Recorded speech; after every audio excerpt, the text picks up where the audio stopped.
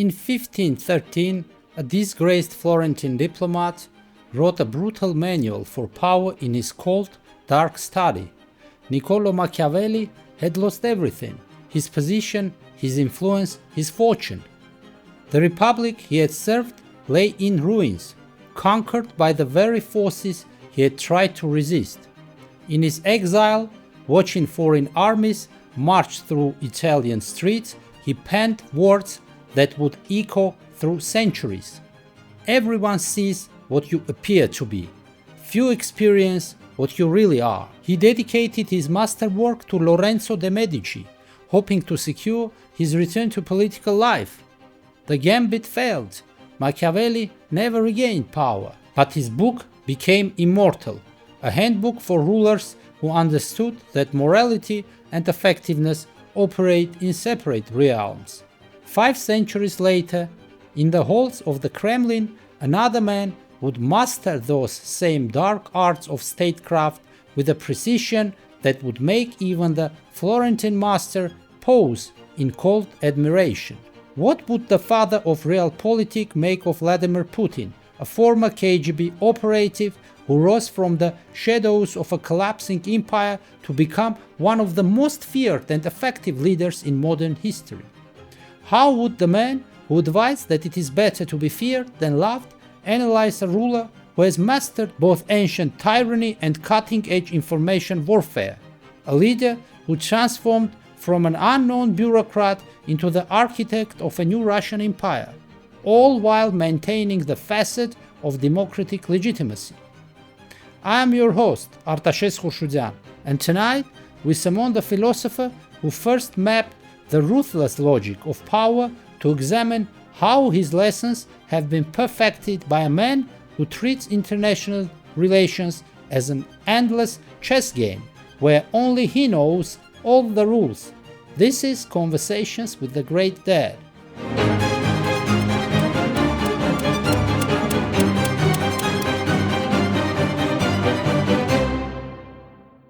Niccolò Machiavelli lived through the collapse of the Italian Renaissance dream. He witnessed the fall of the Florentine Republic, the invasion of foreign armies, and the brutal realities of power politics when idealism met iron. Born in 1469 into a world of warring city-states, he served as a diplomat and a military organizer for 14 years before losing everything when the Medici returned to power in 1512. It was in his enforced retirement in a small house outside Florence that Machiavelli wrote his masterwork, The Prince, stripped away moral pretense to reveal the naked mechanism of how rulers acquire, maintain, and expand power. He had seen too much, lost too much, to indulge in comfortable illusions about how politics really worked. Machiavelli taught that effective princes must be both lions and foxes, using force when necessary, cunning when advantageous. They must appear virtuous while being prepared to act viciously. They must master the art of seeming weak when strong, and strong when weak. Above all, they must understand that the preservation of power is the highest virtue for a ruler, because without power, all other virtues become meaningless.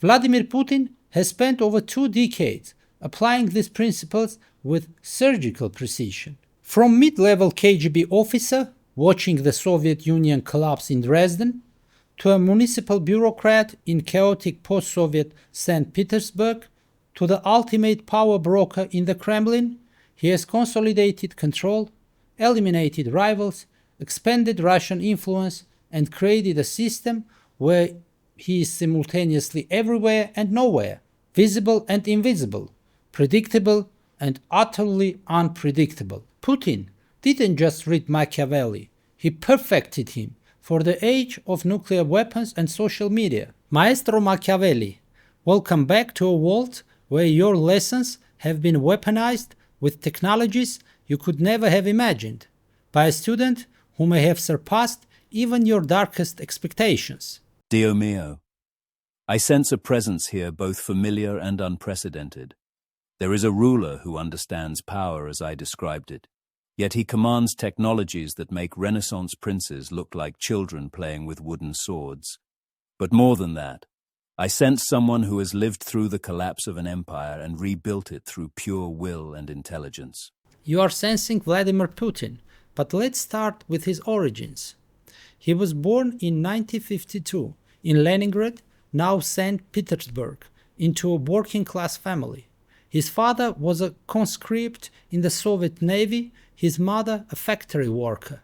He wasn't born to power, he made himself. Interessante. This already sets him apart from the princes of my era, who mostly inherited their positions. A man who creates his own power rather than inheriting it must possess far greater understanding of its mechanics. Tell me about his early formation. He was drawn to the secret police from childhood. He once tried to volunteer for the KGB as a teenager, but they told him to get an education first. So he did law school, then 16 years as a KGB officer, including a posting to Dresden in East Germany during the final years of the Cold War. Ah, the secret police. In my time we called them spies and informers, but the principle remains the same. A prince must understand the hidden currents of power, the secret motivations of men, the art of gathering intelligence while revealing nothing of himself. This KGB training, it must have been like a university in the very subjects I wrote about. Indeed. But here's what's fascinating. He was there in Dresden in 1989 when the Berlin Wall fell, when the Soviet Empire collapsed. He watched protesters storm the Stasi headquarters, saw the entire system he had served crumble in real time. Echo. Now I understand something crucial about this man. I wrote The Prince after witnessing the collapse of the Florentine Republic, after seeing how quickly established orders can disintegrate. There is nothing like watching the fall of empires to teach a man the fragility of power and the necessity of being prepared for fortune's turns. When he returned to Russia in 1990, the Soviet Union was in its death throes. He worked for the mayor of St. Petersburg, Anatoly Sobchak, who became his political mentor. But here's where it gets interesting. When Sobchak fell from power in 1996, Putin could have fallen with him. Instead, he maneuvered his way to Moscow. This is crucial. I wrote extensively about the importance of choosing the right moment to change allegiances. A prince must be loyal enough to be trusted, but not so loyal that he cannot adapt to changing circumstances. How did he manage this transition? Through what you might call perfect timing and strategic positioning, he moved to Moscow in 1996 to work in the property management department of the presidential administration, a seemingly mundane position that actually gave him access to the inner workings of the Kremlin. He kept his head down, proved his competence, and gradually built a network of loyalists. Perfetto. This demonstrates understanding of what I called the effectual truth, not what positions appear to be important, but what they actually allow you to accomplish. Property management in the Kremlin? This would give him knowledge of everyone's secrets, everyone's weaknesses, everyone's dependencies. A perfect position for a future prince. By 1998, he was head of the FSB, the KGB successor. Then in 1999, Boris Yeltsin made him prime minister. Most observers saw him as a placeholder, a grey bureaucrat who would do Yeltsin's bidding. And here we see the masterpiece. To be selected by those who believe they can control you, this is perhaps the most sophisticated path to power I could imagine. Better than conquest, better than inheritance, because it requires no violence initially and creates no obvious enemies. Tell me, how did he turn this apparent weakness into strength? The Second Chechen War, just a month after becoming prime minister, apartment bombings in Moscow killed over 300 people. Putin blamed Chechen terrorists and launched a massive military campaign. His approval ratings soared from 2% to over 50% in a matter of weeks. Magnifico. Whether those bombings were genuine terrorist attacks or other arrangements, is less important than the response. He understood that in times of crisis, people will trade freedom for security, complexity for simple explanations, deliberation for decisive action. This demonstrates mastery of what I called the lion and the fox, the willingness to use force when necessary, combined with the intelligence to recognize when force will be most effective. A weak, unknown prime minister became a strong, decisive leader literally overnight. On New Year's Eve, 1999, Yeltsin resigned unexpectedly, making Putin acting president. 3 months later, he won the presidential election. The timing, it cannot be coincidental. Yeltsin's resignation on the symbolic end of the millennium, Putin's emergence from the Chechen campaign as a national hero, the election victory, this sequence suggests planning of extraordinary sophistication. And here is what's remarkable. He's remained in power ever since, 24 years and counting, either as president or prime minister, in a system that was supposedly designed to prevent exactly this kind of long-term personal rule. This is where his genius truly emerges. I wrote that a prince must have no other object or thought, nor acquire skill in anything except war, its organization, and its discipline. Putin has understood that modern war is not merely military, it is constitutional, legal, electoral, informational, economic, psychological. By this broader definition, he has never stopped waging war. Every election, every constitutional change, every elimination of an opponent, every media manipulation is a battle in an ongoing campaign to maintain power. He has transformed what appears to be a peaceful democratic system into a continuous state of controlled conflict that he always wins. But how does he maintain legitimacy? Russians aren't stupid. They can see what's happening. Legitimacy is not about deception. It is about results. I wrote that, since it is difficult to join them together, it is safer to be feared than to be loved when one of the two must be lacking. But Putin has achieved something I considered nearly impossible. He has managed to be both feared and loved simultaneously. Consider what he inherited: economic collapse, military humiliation, territorial disintegration, international irrelevance. Consider what he has delivered: economic stability, military resurgence, territorial expansion, international respect, and fear. Many Russians genuinely love him because he has restored their national pride and personal security. Others may fear him, but they also respect his effectiveness. This is not mere propaganda. It is the fundamental basis of all successful rule. Let's examine how Putin actually consolidated power. You wrote about the need to eliminate rivals and potential threats. Putin has been remarkably systematic about this. See, this is perhaps the most crucial skill for any prince. I wrote that, upon this, a question arises, whether it be better to be loved than feared or feared than loved. But before either love or fear can be effective, potential rivals must be neutralized.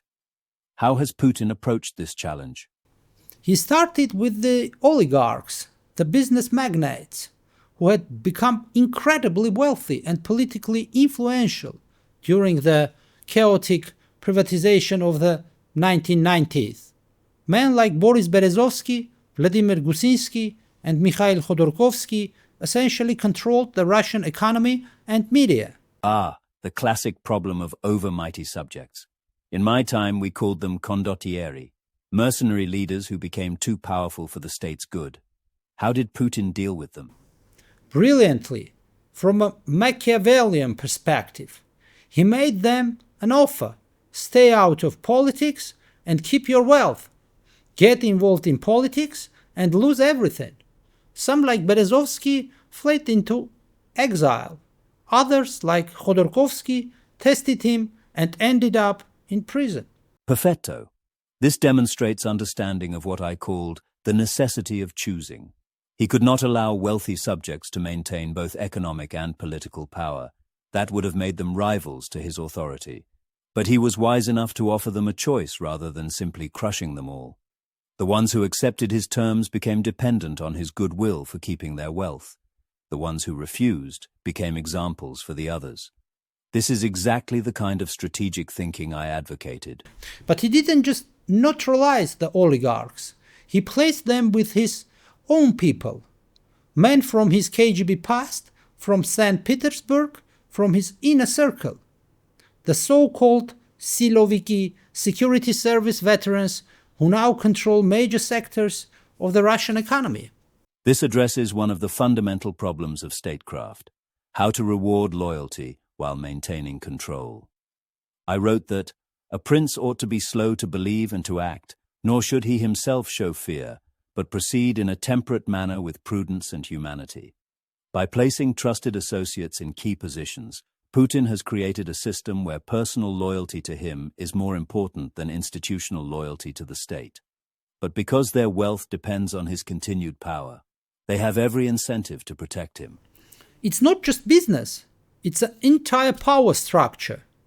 The military, intelligence services, regional governors, major media outlets, all are run by people who owe their positions to Putin personally. This is what I meant when I wrote about the difference between principalities held by ancient bloodlines and those acquired through conquest. Putin has created what we might call a personal principality, a system where all power flows through him and returns to him. But observe the sophistication. He has not simply appointed cronies to important positions. He has created overlapping networks of loyalty and competition, so that his subordinates watch each other as much as they serve him. No single person or group can accumulate enough power to challenge him. What about the media? He has been accused of destroying press freedom in Russia. Accused. Again, this moral language obscures the strategic reality. I wrote that, since love and fear can hardly exist together, if we must choose between them, it is far safer to be feared than loved. But control of information is even more fundamental than inspiring fear or love.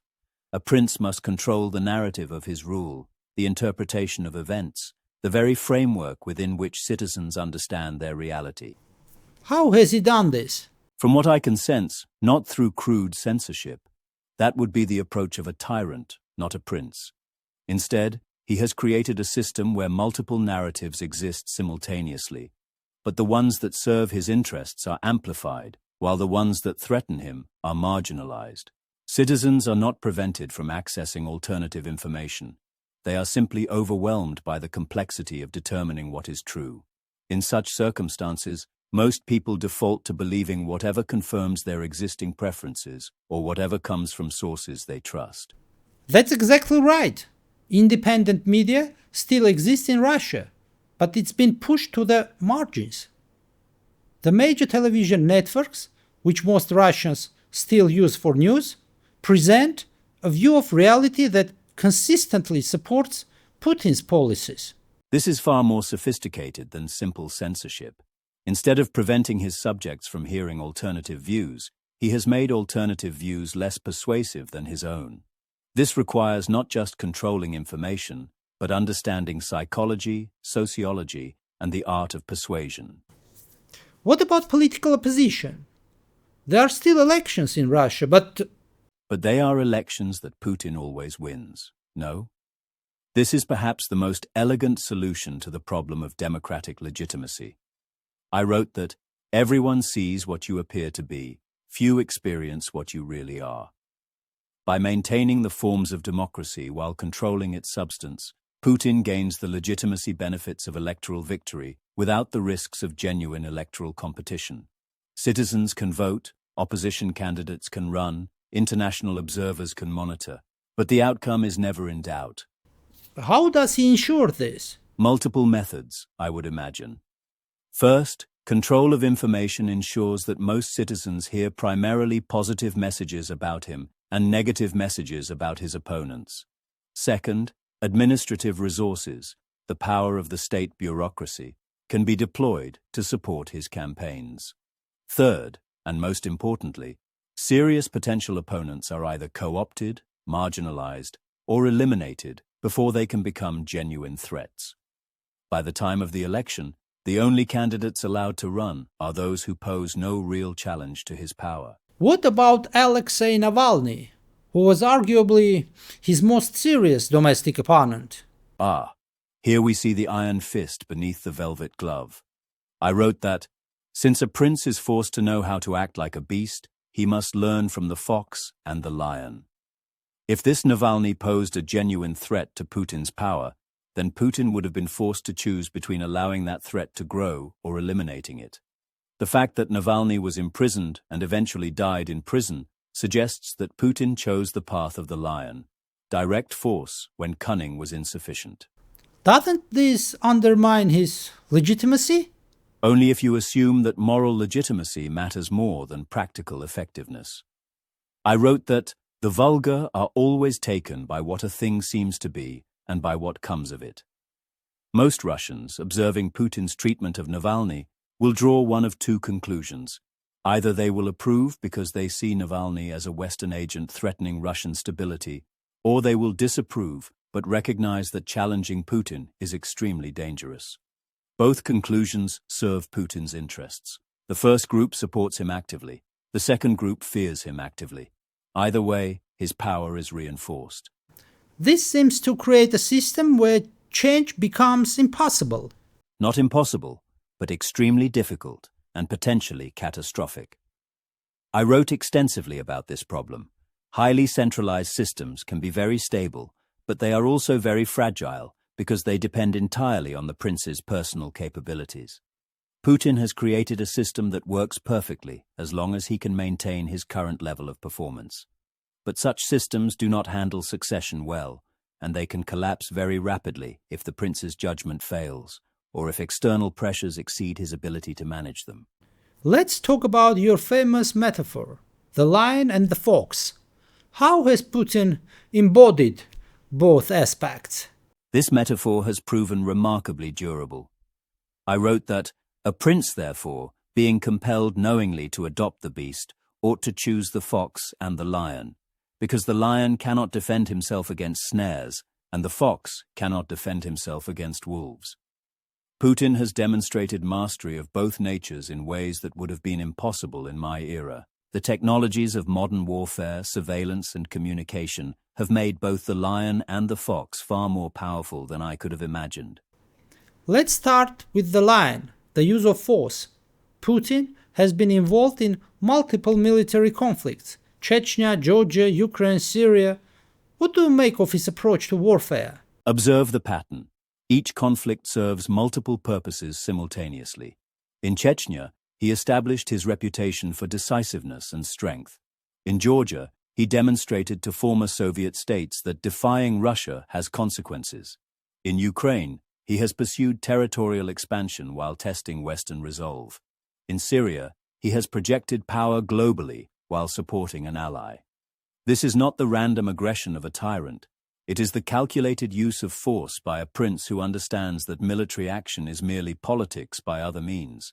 Each conflict has been carefully calibrated to achieve specific political objectives while avoiding catastrophic escalation. But hasn't the war in Ukraine proven more costly and difficult than he anticipated? Force. This touches on one of the fundamental challenges of statecraft. I wrote that, since love and fear can hardly exist together, if we must choose between them, it is far safer to be feared than loved. But fear must be maintained through successful demonstrations of power. If the Ukraine conflict has indeed proven more costly than anticipated, this represents a rare miscalculation. Even the most skilled princes can misread situations, especially when they become isolated from accurate information about their own capabilities and their enemy's resolve. What about the fox aspect? Cunning and deception. Here, Putin has shown innovations that surpass anything I could have imagined. The fox, in my metaphor, represents the ability to recognize and escape traps, to achieve through intelligence what cannot be achieved through strength alone. Putin has weaponized information itself in ways that make traditional propaganda look primitive. Instead of simply promoting false narratives, he has created an information environment where truth becomes impossible to determine. You are referring to what analysts call information warfare. Esatto, but it is more sophisticated than warfare. It is information engineering. In my time, If a prince wanted to influence public opinion, he had to rely on rumors, pamphlets, and traveling storytellers. The deception was crude and easily detected by sophisticated observers. But Putin operates in an environment where information moves at light speed, and citizens are overwhelmed by contradictory narratives. In such conditions, the most effective strategy is not to promote a single false narrative, but to promote so many competing narratives that citizens cannot distinguish truth from falsehood. How does this work in practice? When citizens cannot determine what is true, they either believe whatever confirms their existing prejudices, or they become cynical about the possibility of truth itself. Both outcomes serve the prince's interests by preventing organized opposition based on shared understanding of facts. Consider the elegance. Instead of suppressing opposing views, which creates martyrs and resistance, Putin ensures that opposing views are drowned in a sea of contradictory information. Citizens become confused, exhausted, and ultimately passive. What about internationally?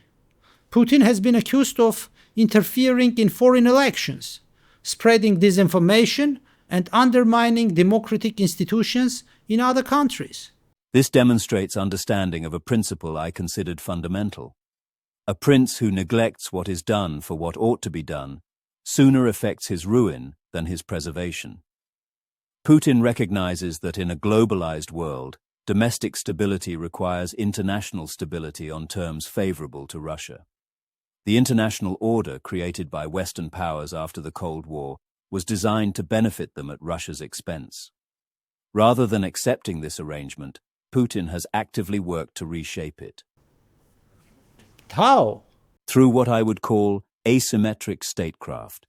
Instead of competing with Western powers in areas where they are stronger, economic development, military technology, cultural influence, he has focused on areas where Russia has advantages: energy exports, strategic patience, and the willingness to use methods that Western leaders find morally unacceptable. Such as? Information operations that increase political polarization in rival nations, support for political movements that oppose the existing international order, economic warfare using energy exports as weapons, strategic alliances with other powers that challenge Western dominance. These methods are relatively inexpensive compared to military competition, but they can be extraordinarily effective at weakening opponents while strengthening Russia's relative position. Is this sustainable? This touches on the fundamental mathematics of power. I wrote that there is no other way to guard oneself from flatterers except letting men understand that to tell you the truth does not offend you. Putin's international strategy works as long as Russia's opponents are divided, distracted, or constrained by their own democratic processes. But if they overcome these limitations and coordinate effective responses, Russia could find itself facing pressures that exceed its ability to manage them. What about the use of assassination and poisoning against opponents, both domestic and international? I wrote that since a prince is forced to know how to act like a beast, he must learn from the fox and the lion. Sometimes the lion must kill to protect the pride. The assassinations you mention, if they are indeed Putin's work, serve multiple purposes simultaneously. They eliminate specific threats, they send messages to other potential opponents, and they demonstrate Russian capabilities to international audiences. But observe the sophistication.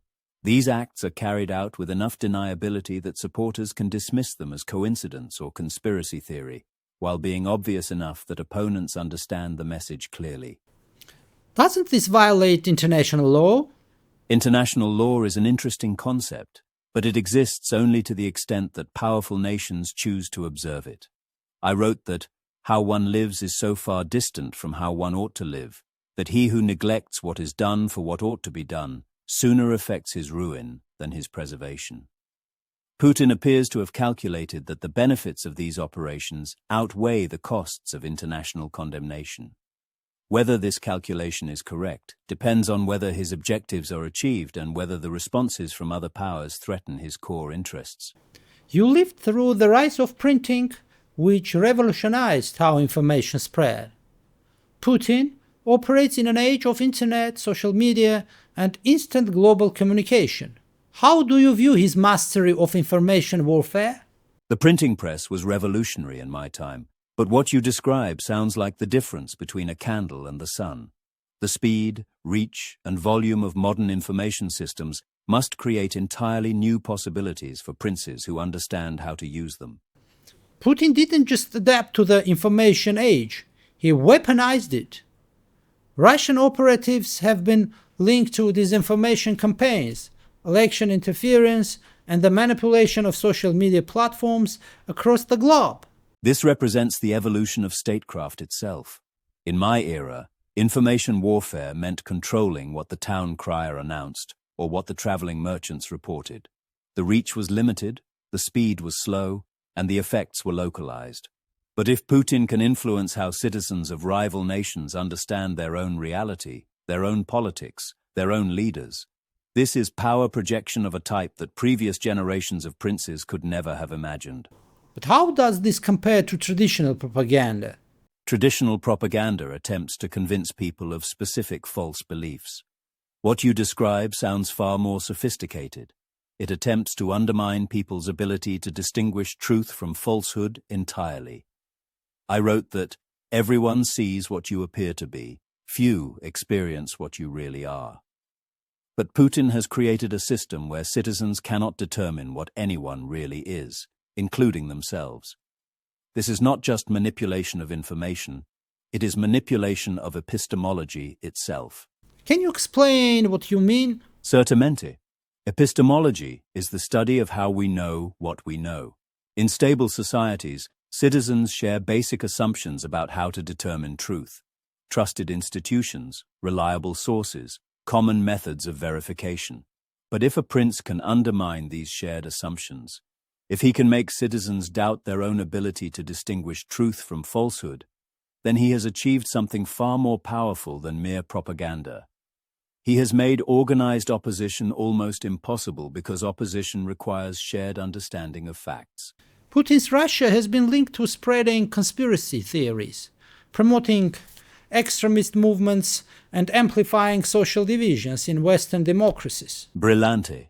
This demonstrates understanding of what I called the effectual truth, not what things are in abstract moral terms, but what effects they produce in the real world. Democratic societies depend on citizens' ability to engage in rational discourse about policy alternatives. But if Putin can make that discourse impossible by flooding it with contradictory information, conspiracy theories, and emotional manipulation, then he has effectively paralyzed his opponent's decision-making processes. How does this work in practice? Consider the elegance. Putin does not need to convince American citizens to support Russia.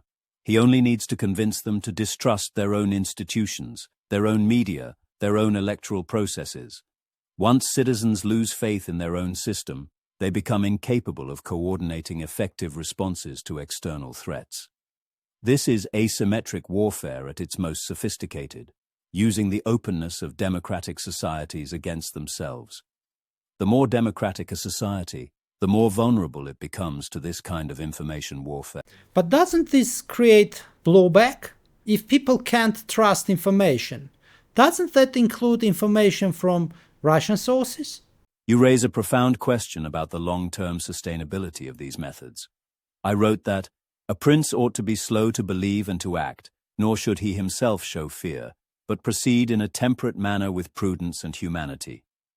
If Putin's information warfare succeeds too well, it could create a world where no one trusts any information source, including Russian ones. This would make it impossible for Russia to project soft power or to convince other nations to cooperate with Russian initiatives. What about the domestic effects? How has Putin used information control within Russia? Domestically, the approach appears to be different but related. Instead of creating total confusion, Putin has created what we might call managed reality, a version of events that consistently supports his policies and legitimacy. Russian citizens are not prevented from accessing alternative information sources, but they are provided with a coherent, emotionally satisfying narrative that makes seeking alternatives seem unnecessary. Why pursue uncomfortable truths when comfortable truths are readily available? How does this affect Russian decision-making? This touches on one of the greatest dangers for any prince, the risk of believing your own propaganda. I wrote that there is no other way to guard oneself from flatterers except letting men understand that to tell you the truth does not offend you.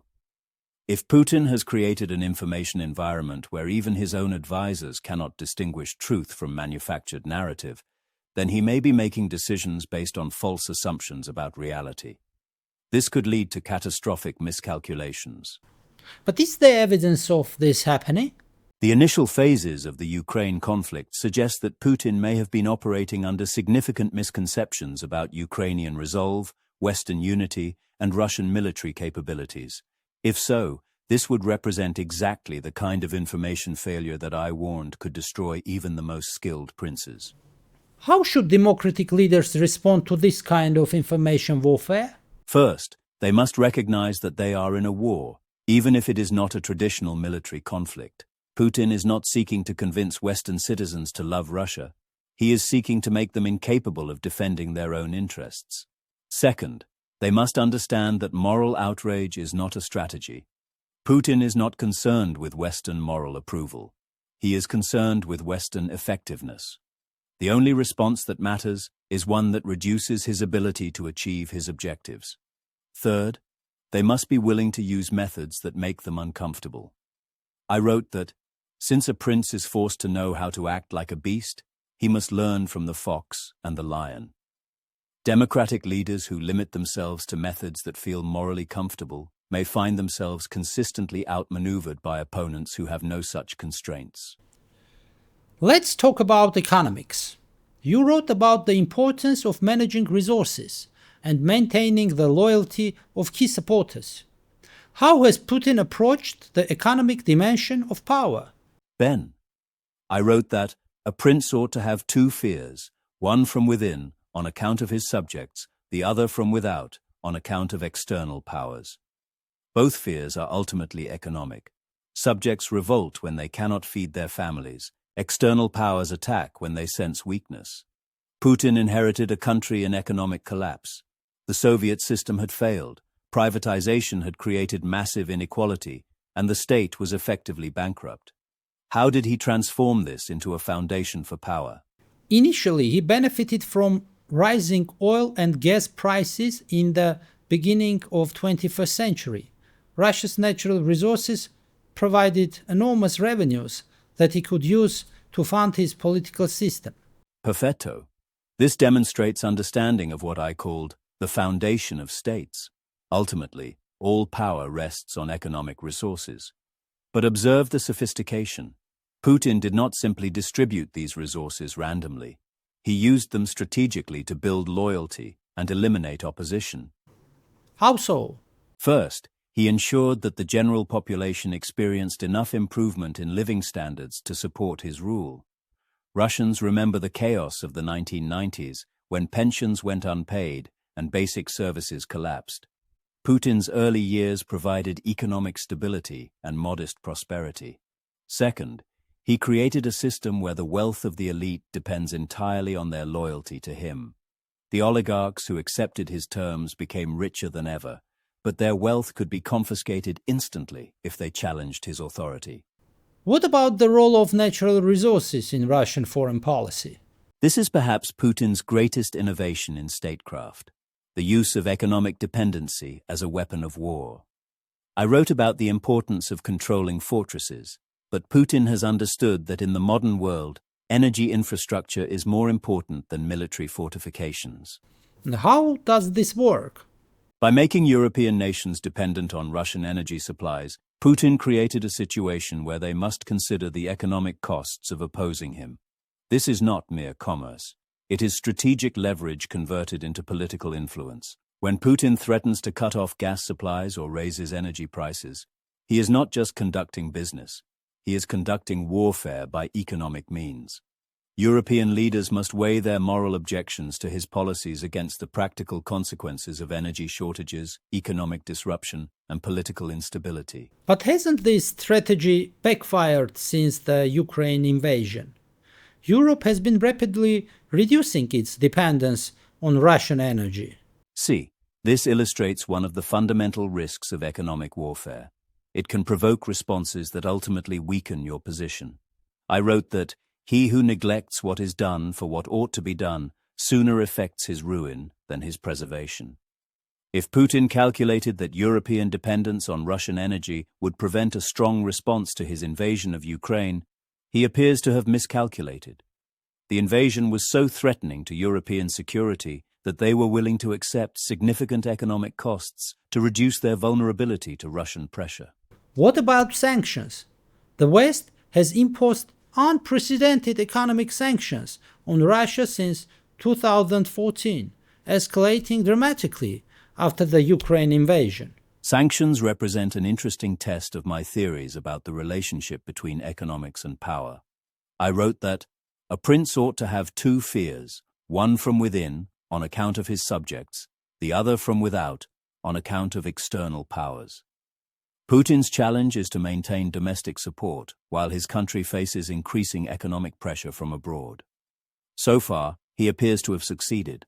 Russian public opinion polls, even accounting for their limitations, suggest that most Russians continue to support him despite economic hardship. How has he managed this? Multiple strategies working together. First, he has convinced many Russians that economic sacrifice is necessary for national defense against Western aggression.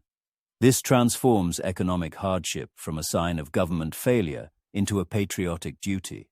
Second, he has used the sanctions themselves as evidence that Western powers are fundamentally hostile to Russia, not just to his government. This makes opposition to Putin appear to be collaboration with foreign enemies. Third, he has ensured that the costs of sanctions fall most heavily on ordinary citizens, rather than the elite supporters who are crucial to his power. The oligarchs may lose some wealth, but they do not lose their positions or their lives. What about Russia's long-term economic prospects? The country faces demographic decline, brain drain, technological isolation, and reduced access to global markets. These represent the kind of structural challenges that have destroyed many apparently successful rulers throughout history. I wrote extensively about the importance of adaptation to changing circumstances, but some challenges cannot be overcome through political skill alone. Putin's economic model depends heavily on natural resource exports, but the world is gradually moving away from fossil fuels. His political system depends on controlling information and limiting alternatives, but technological change makes this increasingly difficult.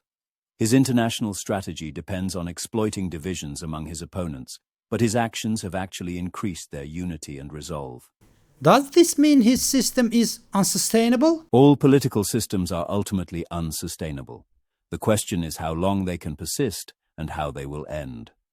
I wrote that, since love and fear can hardly exist together, if we must choose between them, it is far safer to be feared than loved. Putin's system works as long as he can maintain the balance between providing enough benefits to keep citizens loyal and imposing enough costs to keep opponents fearful. But economic decline makes both sides of this equation more difficult to sustain. What would you advise Putin to do? A prince in Putin's position faces what I called the problem of the successful founder, how to transition from a system based on personal charisma and control to one based on institutions that can survive beyond the founder's life. If Putin is concerned with Russia's long-term interests rather than just his personal power, he should be preparing for succession and building institutions that can maintain stability after his departure. But this would require him to accept limitations on his current power, which may be psychologically impossible for someone who has held absolute authority for so long. Is there a way for him to maintain power while addressing these economic challenges? Theoretically, see, but it would require fundamental changes in his approach. He would need to reduce international tensions to allow economic recovery, permit greater domestic debate to improve decision-making, and accept constraints on his power to enable institutional development. But each of these changes would create new risks to his position. International accommodation might be seen as weakness. Domestic debate might empower opposition. Institutional constraints might limit his ability to respond to future challenges. This is the classic dilemma of authoritarian rule. The methods that bring you to power may be incompatible with the methods needed to maintain prosperity and stability over time. As we near the end of our conversation, I want to ask about Putin's long-term legacy. You have observed his methods and achievements. How will history judge him?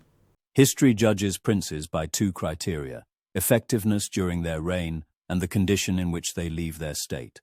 By the first measure, Putin has been extraordinarily successful. By the second, that remains to be determined. He took power when Russia was weak, divided, and internationally irrelevant.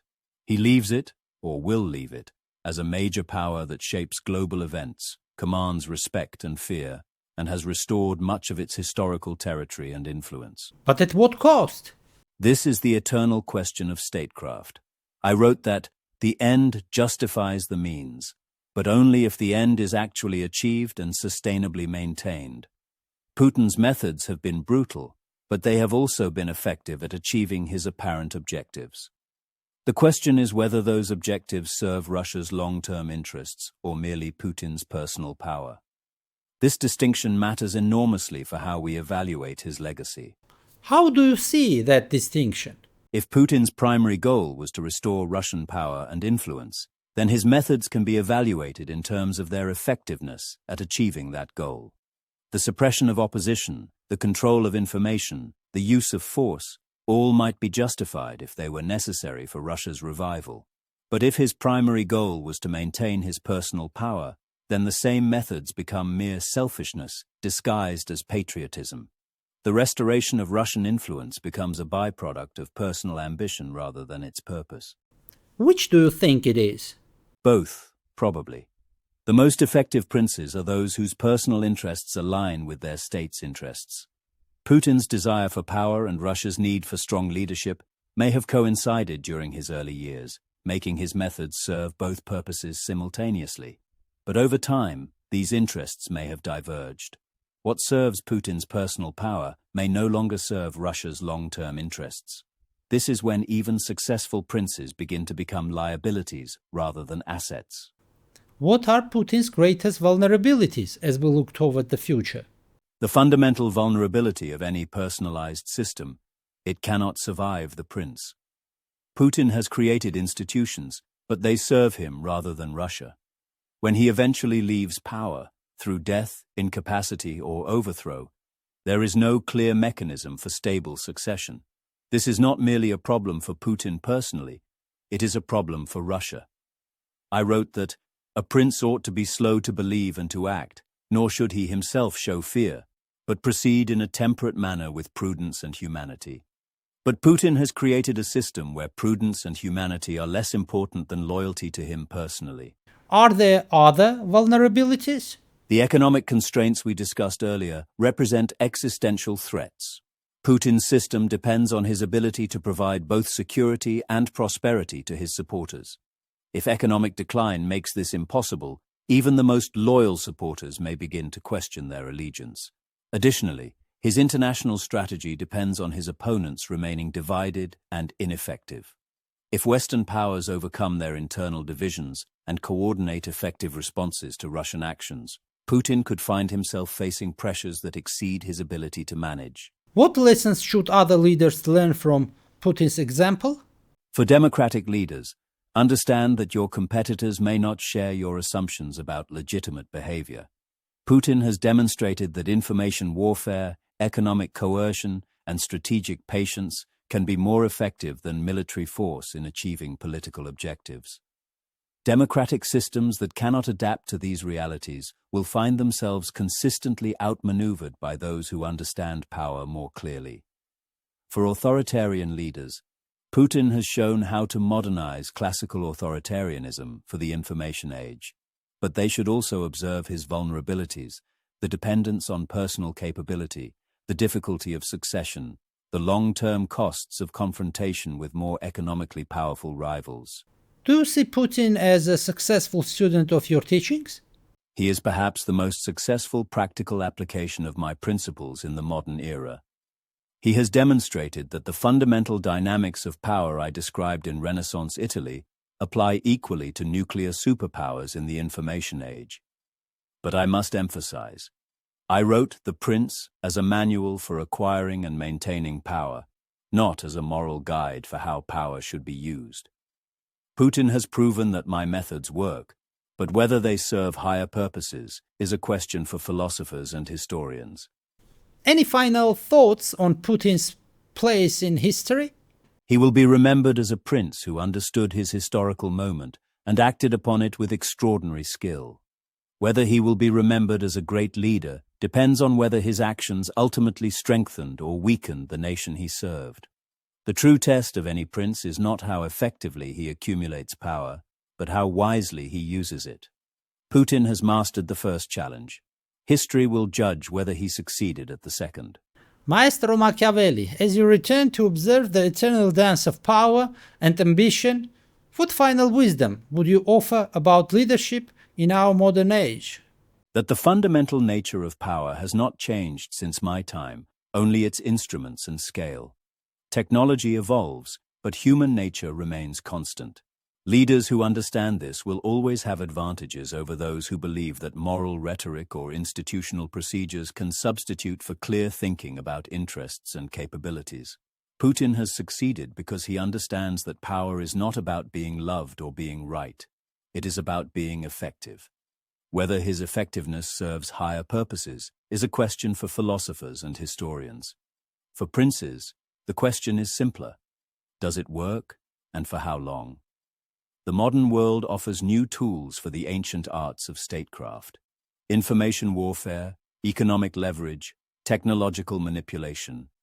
Use them wisely, but remember, the prince who believes his own propaganda is no longer fit to rule. The prince who cannot adapt to changing circumstances will not survive them, and the prince who serves only himself will ultimately find himself alone. La fortuna, fortune, remains the final arbiter of all human ambitions. Even the most skilled prince is ultimately at its mercy. Thank you for joining us for this episode of Conversations with the Great Dead.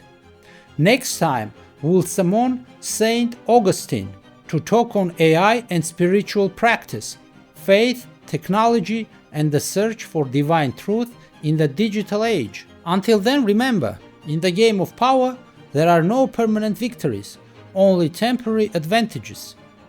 And every prince, no matter how skilled, must eventually face the ultimate test.